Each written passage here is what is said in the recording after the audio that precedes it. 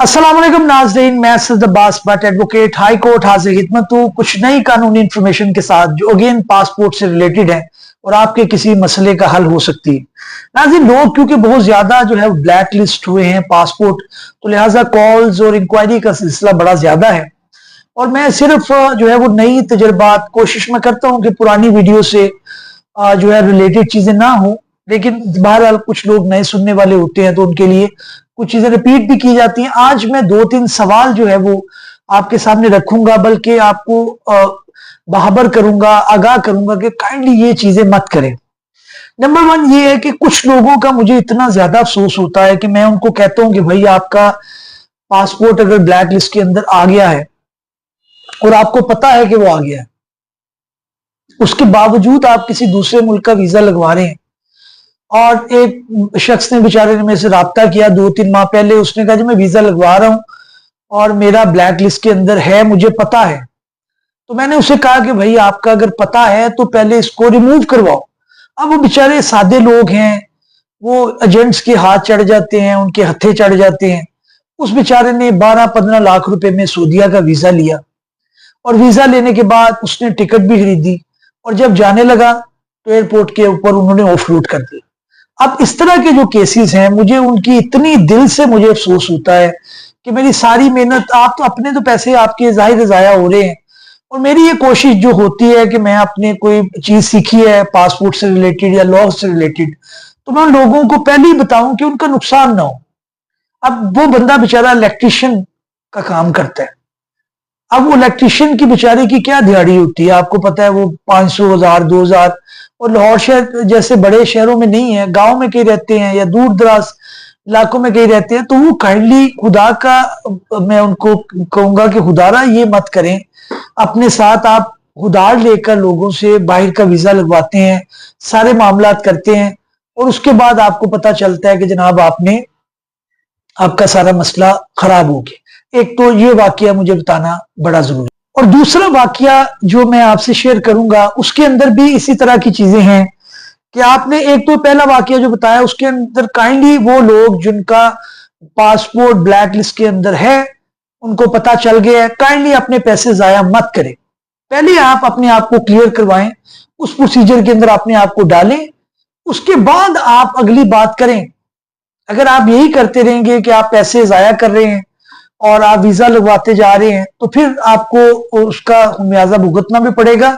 और दूसरा, ऑफलोड की जब आप लग जाते हैं स्टैंप, क्योंकि ये भी एक सवाल आया कि जनाब अगर हमने वीजा लगवा लिया है, हमारा ब्लैक लिस्ट के अंदर था, हमें ऑफलोड कर दिया गया है, तो उसके कानूनी क्या होंगे, कानूनी क्या जो है ना वो नुकसानात होंगे। देखिए, कानूनी नुकसानात आपको बिल्कुल होंगे।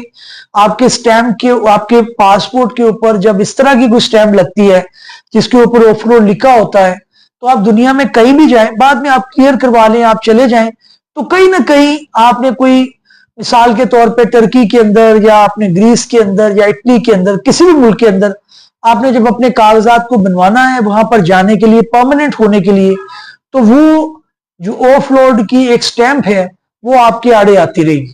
अब लोग इसके अंदर भी चालाकी करते हैं, जी वो सफा फाड़ दें।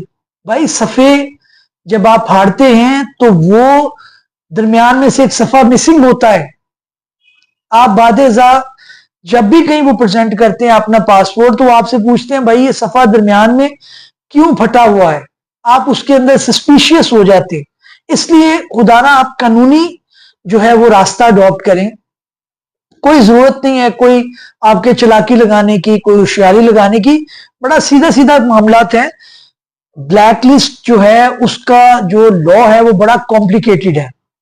उसके अंदर ऑनरेबल कोर्ट उन सारी चीजों को सामने रखते हैं कि आपने जो है वो डंकी लगाई थी, कितने साल गुजर गए हैं, जो गवर्नमेंट के इदारे जिन्होंने आपको ब्लैक लिस्ट किया है वो उन्होंने कानून की पासदारी की है नहीं, वो सारे स्टेप मुकम्मल किए हैं आपको करने से पहले या नहीं किए, तो फिर आपका जाके पासपोर्ट जो है वो ब्लैक लिस्ट उन्होंने करना था। अगर उन्होंने सारी चीजें नहीं की तो कोर्ट उसको बिल्कुल देखेगा और उसके अंदर आपको रिलीफ मिलने के चांसेस भी हैं। टाइम का मुझे कहा जाता है टाइम, क्योंकि अभी जो है वो जाहिर है थोड़ा टाइम लग रहा है इन अ सेंस, लेकिन मैंने देखा है कि कई लोगों का 20 दिन के अंदर, 22 दिन के अंदर भी हमने करवाया। कई लोगों को टाइम भी लगा, तो वो केस टू केस डिफर कर रहा होता है। फिर हाई कोर्ट के अंदर क्या ईद की छुट्टियां आ गई, दूसरे मामला, तो काफी फैक्टर उसके अंदर अभी होते हैं। लेकिन जो समझने वाली बात है वो यही है कि आप कानूनी रास्ता अडॉप्ट करें। दूसरा मेरा जो गुजारिश है वो ये है कि जिन लोगों को डाउट है, ये मैं बार बार अपनी वीडियो में कहता हूं, जिन लोगों को डाउट है वो बाहर से आ रहे हैं या बाहर जा रहे हैं, दोनों सूरतों के अंदर। देखिए, बाहर से आप आ जाते हैं तो उस सूरत के अंदर भी आपको मसला ये रहता है कि जनाब मैं आ तो गया हूं, अब मैं जाऊंगा कैसे, मेरा नाम तो ब्लैक लिस्ट के अंदर है, मुझे तो वो फ्लाई नहीं करने देगी। इसलिए अगर आप बाहर हैं तो पहले अपना नाम चेक करवाएं और हमसे रुजू कर ले, हमसे राब्ता कर ले। उसके अंदर कोई ना कोई क्लियर करने के मुतालिक बात हो सकती है, आपको आने से पहले भी क्लियर करवाया जा सकता है। उसके अंदर आप अदालत में रिट पिटिशन फाइल करके मामला को आगे चला सकते हैं। और अगर आप जा रहे हैं यहां से तो फिर तो आपने डेफिनेटली वो करना है। अगली इसके अंदर एक बात आती है कि जनाब ये बताया जाए कि हम जो है वो पाकिस्तान से बाहर हैं, पासपोर्ट ब्लैक लिस्ट है, ये हमने पता करवा लिया, मुझसे ही पता करवाया, उन्होंने हमसे करवाया।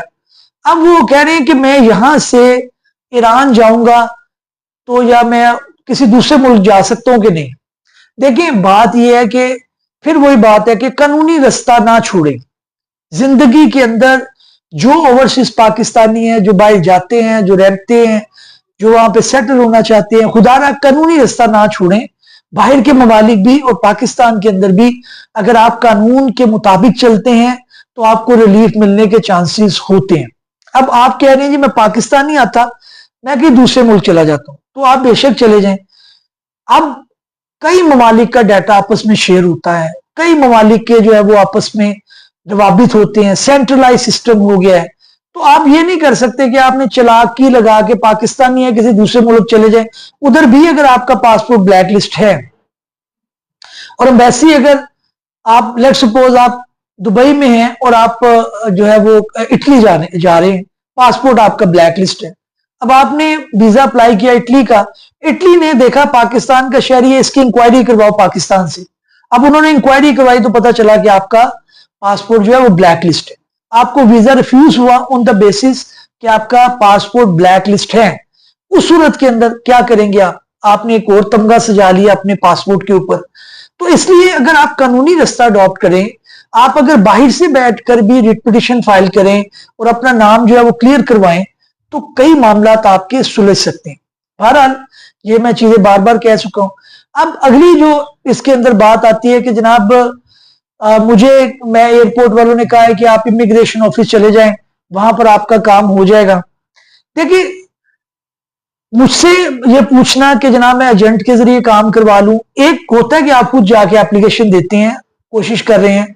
उसके अंदर हमारा जो एक्सपीरियंस आ रहा है वो ये है कि आजकल वो किसी को भी क्लियर नहीं करते। आप एप्लीकेशन किया, हम हाई कोर्ट से जब उनकी डायरेक्शन लेते हैं फिर भी उनको वो कोई ज्यादा उसके अंदर रिलीफ नहीं मिल रहा। तो एक्सपीरियंस ये है कि विदाउट वेस्टिंग द टाइम आप कोर्ट में जाएं। कोर्ट के अंदर कोर्ट ने आपको खा थोड़ी जाना है, आपने जाना है, कोर्ट ने आपका केस देखना है, उसके मुताबिक फैसला कर देना। तो ये अगर आप कहें कि जी मैं इमिग्रेशन के ऑफिस के चक्कर लगाऊंगा 5-7 में, उनके घर के बाहर बैठ जाऊंगा, मैं उनके दफ्तर के बाहर बैठ जाऊंगा, आप बैठे रहे भाई, उनसे उन्हें क्या फर्क पड़ता है, उधर तो अंदर भी आपको घुसने दें तो बड़ी बात है। तो आप एक एप्लीकेशन जो फाइल करते हैं वो आप कर सकते हैं, उसके अंदर रिलीफ नहीं मिल रहा आजकल जो एक्सपीरियंस। हाँ, कानून के मुताबिक वो दे सकते हैं, दे नहीं रहे, उसके पीछे अगेन यूनान के जो मामला आते हैं, जो कश्तियां डूबी हैं, वो वाले सिलसिले हैं। अगली बात ये आती है कि जनाब मुझे ये बताया जाए कि मैं जो है वो एजेंट को पैसे दे दूं, तो आप क्या कहते हैं। उन्होंने मुझे कहा मैं 15 दिन के अंदर करवा दूंगा, 20 दिन में। भाई यार, हम लॉ से रिलेटेड बंदे हैं, हम लॉ फर्म हैं, हम लॉयर हैं, हम आपको कैसे बता सकते हैं कि जी आपका ये काम आप फलां बंदे को दे दें, ये दे दें। तो इस तरह की जो कॉल्स आती हैं और जो मैसेजेस आते हैं उसके ऊपर मुझे बड़ी ज्यादा कोफ्त होती है, क्योंकि मैं बड़ा सीरियसली लोगों को गाइड कर रहा होता हूँ। आप फोन पर भी अगर मुझसे रब्ता करेंगे तो आप देखेंगे कि मैं ट्राई करता हूं कि मैं रिस्पॉन्ड करूं, मेरी टीम ट्राई करती है कि कोई ना कोई बात हम बता दें। हाँ, जिसके अंदर को केस करने वो एक अलग बात है, लेकिन जो भी हम केयर कर रहे हैं वो फ्री ऑफ कॉस्ट कर रहे होते हैं। तो काइंडली ये मत करें कि आप जो है वो ये कहें कि जनाब मुझसे गारंटी मांगे कि मैं किसी को कैसे इंडोर्स कर सकूं। इमिग्रेशन ऑफिस वाले नहीं कर रहे, तो आपके पास वाहिद रास्ता जो है वो कोर्ट का है। अच्छा, अगला जो आती है बात कि जनाब मेरा वीजा लगा हुआ है और मैं डंकी लगा के गया था, अब कोर्ट मुझे क्लियर कर देगी। देखिए, इस तरह के केसेस बहुत ज्यादा जो है वो अच्छे केसेस में समझता हूं, क्योंकि अगर आपने डंकी लगाई है, टाइम गुजर गया, आपके पास वीजा मौजूद है किसी दूसरे मुल्क का, तो फिर क्या होता है, फिर कोर्ट कहता है कि भाई इसका तो चांस ही खत्म हो गया डंकी का, ये बंदा तो जा सकता है, ये बंदा तो जाके अपना काम कर सकता है, इसका तो चांस खत्म हो गया है, डंकी की जो सजा थी वो मिल चुकी, अब इसको जाने दिया जाए। तो कोर्ट इस तरह की अप्रोच ले सकता है। तो खुदारा अगेन जो बात मैं कहना चाह रहा हूं ये है कि पासपोर्ट का स्टेटस चेक करवाने आने से पहले, बाइक से आने से पहले, जाने से पहले, वो कोई इतना लंबा प्रोसीजर नहीं है, एक आधे दिन के अंदर आपको पता चल जाता। आपने अगर नाम आ गया है उसको क्लियर करवाना है, वो भी महीने डेढ़ के अंदर हो सकता है, बाजू का 20-22 दिन के अंदर हो सकता है। तो खुदारा आप लीगल अप्रोच लें, कानूनी रास्ता अडॉप्ट करें, इस तरह की जो है वो आप फजूलियात में ना पड़े, एजेंट्स को पैसे देने हैं, पैसे दे के आपने दूसरे मुल्क चले जाना है, शॉर्टकट मत तलाश करें, कानूनी रास्ता अडॉप्ट करें और हमारे लिए दुआ भी करें। इंशाल्लाह अगले वीडियो में मिलते हैं। अल्लाह हाफिज।